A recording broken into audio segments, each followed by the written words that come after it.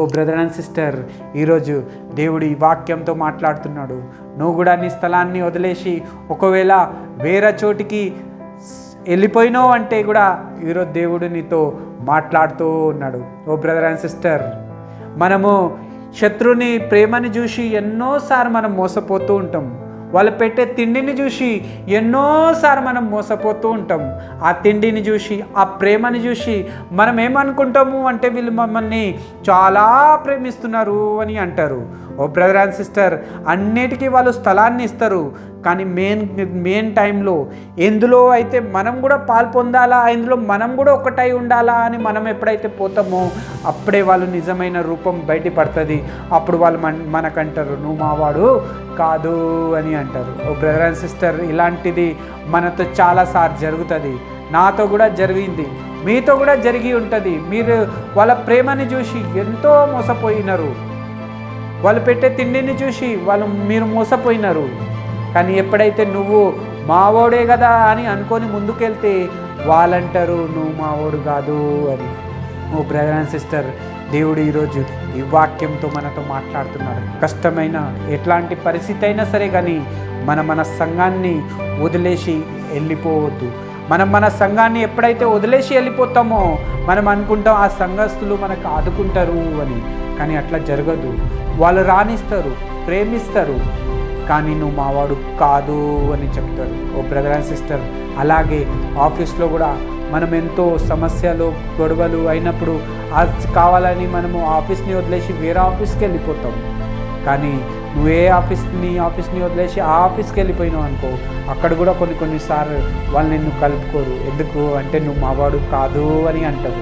నువ్వు స్టార్టింగ్ నుంచి ఇక్కడ లేవు అని అంటారు. కొన్నిసార్లు మన పిల్లలది కాలేజీలు మారుస్తూ ఉంటాం. ఎందుకంటే ఈ కాలేజ్ నుంచి ఆ కాలేజ్, ఈ కాలేజ్ నుంచి ఆ కాలేజు అని.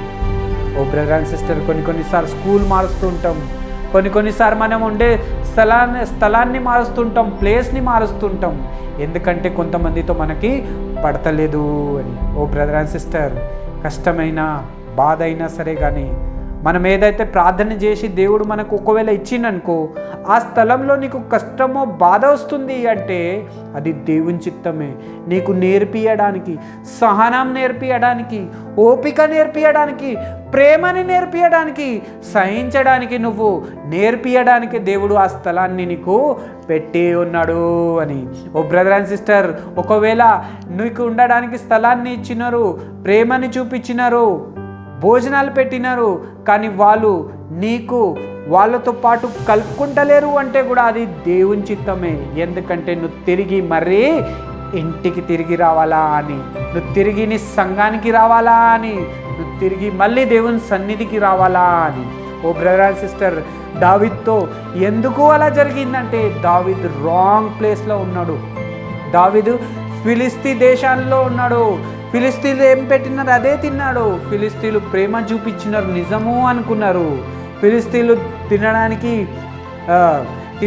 భోజనం, ఉండడానికి స్థలాన్ని ఇచ్చినారు. ఇదంతా చూసి మోసపోయినారు. వాళ్ళతో కలిసిపోదాం అనుకున్నాడు, కానీ వాళ్ళే ఎల్లగొట్టినారు. నువ్వు వెళ్ళిపో, నువ్వు మావాడు కాదు అని అన్నాడు. దావీదు ఎంతో బాధతో తిరిగి వచ్చేసిండు. ఎంతో బాధతో తిరిగి ఎందుకు వచ్చిండంటే దేవుడు ఈ స్థితిని దావీదుకి రానిచ్చిండు. ఎందుకంటే దావీదు రాంగ్ అడుగేసిండు. ఫిలిస్తీ దేశానికి వెళ్ళిపోయినాడు. అక్కడ పోయి ఉన్నాడు, శత్రువుని నమ్ముకున్నాడు. ఓ బ్రదర్ అండ్ సిస్టర్, కొన్నిసార్లు మనం కూడా ఒకవేళ శత్రువుని నమ్ముకుంటే శత్రు ప్రేమ చూపిస్తాడు, తిండి పెడతాడు, సహాయం చేస్తాడు, కానీ నిన్ను నమ్మడు. నువ్వు మావాడు కాదు అని ఒక రోజు ఎలాగొడతాడు. దేవుడు ఈరోజు ఈ వాక్యంతో మాట్లాడుతున్నాడు. ఈ శుక్రవారం రోజు, ఈ ఉపవాస ప్రార్థన రోజు దేవుడు మాట్లాడుతూ ఉన్నాడు. తిరిగి వచ్చేయి అని చెప్తున్నాడు. బిడ్డ తిరిగి వచ్చేయి అని అంటున్నాడు. ఇంటికి తిరిగి వచ్చేయి అంటున్నాడు. నీ సంఘానికి తిరిగి వచ్చేయి అని అంటున్నాడు. శత్రువు ప్రేమ చూపిస్తాడు, తిండి పెడతాడు, సహాయం చేస్తారు.